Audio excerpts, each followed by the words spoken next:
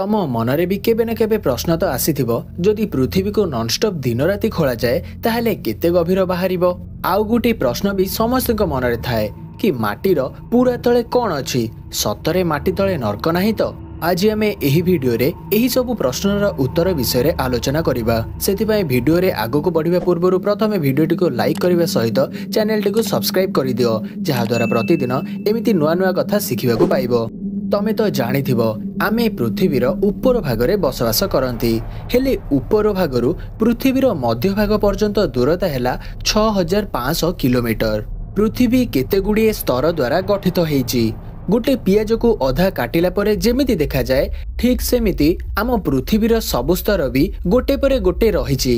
सबा उपरे थिबा स्तर को क्रस्ट बोली कहा जाए, जहाकू छोट बेले आमे भूगोल बही रे भूत्वक बोली पढ़िथिले।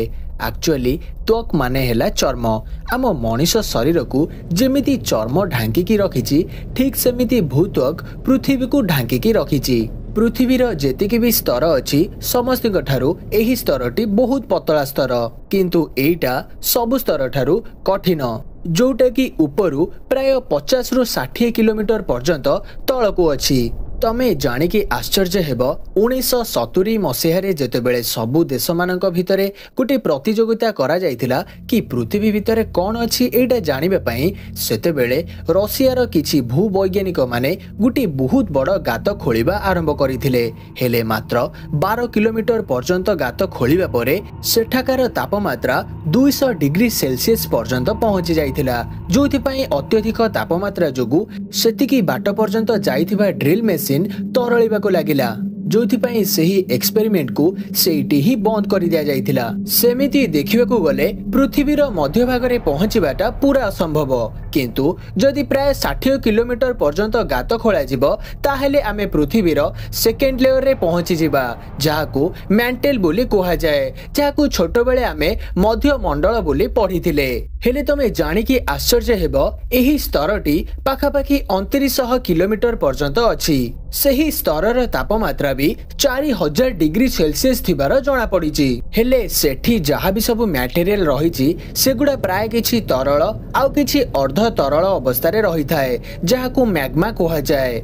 बेले बेले एही मैग्मा ऊपर स्तर क्रस्ट को फुटेकी बाहर को बाहरी थाए, जाहाकू आमे ज्वालामुखी बोली कहिथांती। ज्वालामुखी भितरे आमे जो लाभा को देखंती सेटा ही प्रकृत मैग्मा। पृथ्वीर एही स्तर को भी दुई भागरे विभक्त करा जायछि, जेमिति कि यार ऊपर भाग को अपर मैंटेल आउ तळ भाग को लोअर मैंटेल कहा जाए। हेले एही लेयर रो भी तळ भाग को जदि आमे जिबा ताहाले आमे पृथ्वीर मध्य भागरे माने कि पृथ्वीर कोर रे पहुंचीबा।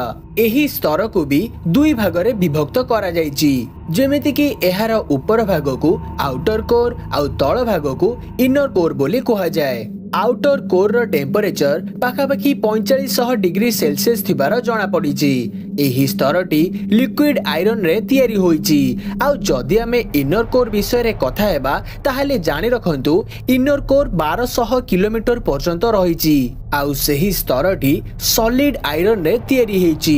सेठाकार तापमात्रा 6000 डिग्री सेल्सियस थिबार जणा जाए, माने कि सूर्यर भितरर तापमात्रा जेतिकी पृथ्वीर मध्य भागर तापमात्रा भी सेतिकी।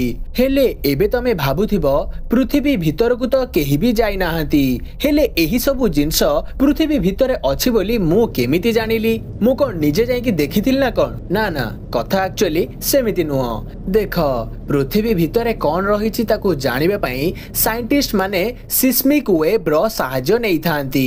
एटा गुटे प्रकारर एनर्जी वेव हेई थाए, जहा सहाय्य रे साइंटिस्ट माने एही सब तथ्य को कलेक्ट करिचंती। आपण मानको एही भिडियोटी केमिति लागिला कमेंट करिके निश्चय जणैबे। आउ जदि तमे जानिबा को चाहुचो पृथ्वीर जन्म किपरि हेइथिला ताहाले एही भिडियो उपरे क्लिक करो।